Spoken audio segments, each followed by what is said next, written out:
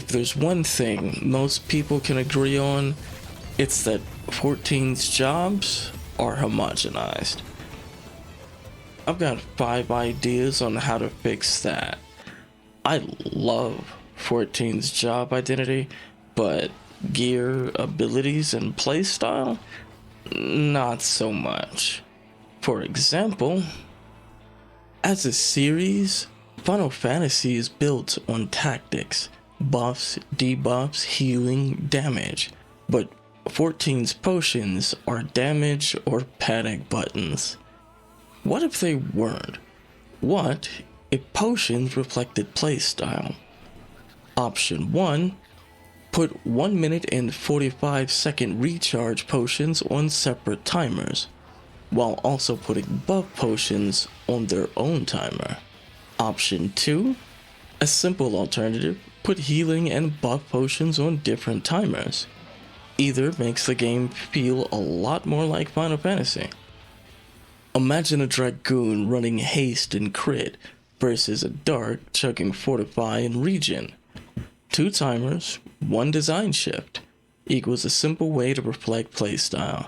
Suddenly, potions are expressive instead of very generic. Come on, Yoshida, make potions great again. A bad joke I couldn't resist. I mean, I can? Making a bad joke is more fun. If you're nodding along, don't think. Pimp that like button. Touch me. Touch me harder. With Dawn Trail, the level cap is 100. Instead of level 110, merit points and job mastery would unlock skill trees. A system borrowed from Final Fantasy XI. In 11, at 75, you get the Limit Breaker key item, converting XP into limit points. LP is spent on merits to further enhance your job. Category 1 grants universal increases, raising your stats across your whole character, no matter the job. Merit Tree Category 2 bonuses are granted for each individual job, giving players around 10 new choices per job. Group 1 grants bonuses to existing actions and traits. Group 2 grants totally new abilities and traits. Mastery Tree offers additional bonuses unique to each job. Job Mastery is split into actives and passives. Page 1 grants bonuses you spend merit points on existing actions.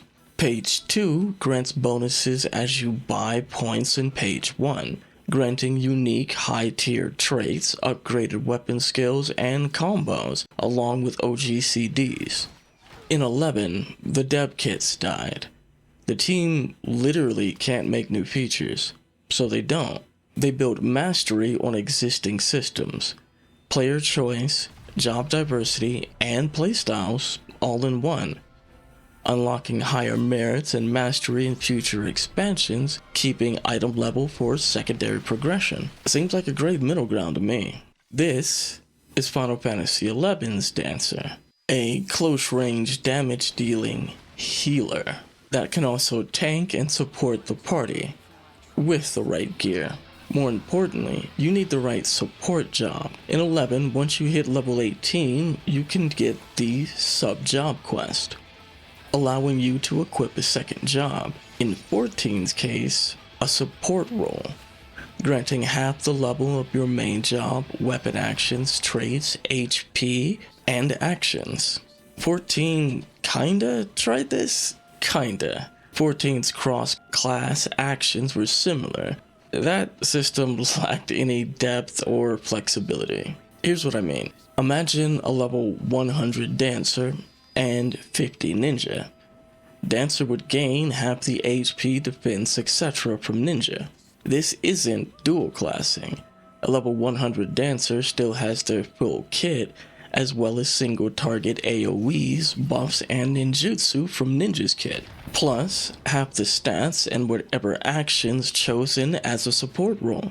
Did I say chosen actions? Extra abilities tweak job identity by offering more playstyles. But more actions means I need to solve another issue. Button blow. Easy. Don't let players equip every skill. Start by giving jobs their core kit, then imagine unlocking weapons, skills, actions, and OGCDs. For example, give a healer everything needed to heal up to level 70, where players normally have around 30 buttons.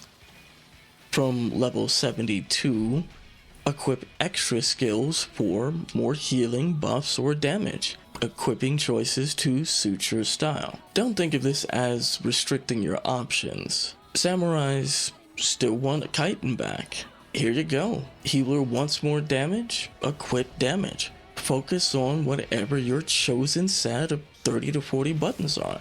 From a list of actions OGCDs we've used all game. But there's an elephant in the room just taking up space for years. 14's gear is pretty and pretty boring, offering minimal impact on actions or OGCDs. Take a look at any job's passive tree. Most come online well after level 50. Here's my thinking. Combine job traits with gear. All jobs have a trait to increase attack, magic, or skill damage. Simple solve. Add traits to gear, giving players one level in increase attack, magic damage, or skill damage. Let's look at some mock-up pieces of armor. The current item level is 760 to 765, and that's the increased action damage trait per dancer. Increase base action damage by 10%. You get one at level 50, the other at level 60, totaling 20%. Here's a combined armor concept. All the base stats are unchanged, but we could add a second or third increased action damage. In fact, this could be used with any trait. The more options, the better. Slap one or a few pieces of armor and weapons. Cycle active traits as item level increases, like how gear switches between critical or direct hit, that kind of thing. Yoshita's concern is fairness, not wanting players to feel left out. This change does that. Item level increases as normal. Everybody's still on even footing. Raiders and grinders temporarily get more HP, damage, etc. by progging raid content or grinding out tomes. Changes nothing. Every trait already exists. Combat is already balanced around them. This does create impactful builds and gear beyond bigger number. Dawn Trail sparked talk of job adjustments in 8.0. Any overhaul would take years, making now the perfect time. Button bloat, gear traits, support roles, potions, merit, and mastery. None of them are perfect, but I gave myself a few rules. No new assets, no brand new systems, expand playstyles using existing systems. Changing the game without changing the game. If this does well, Part 3 will overhaul content. But those are my thoughts. What are yours? Tell me in the comments. Because for the love of games, The world must be free of bugs.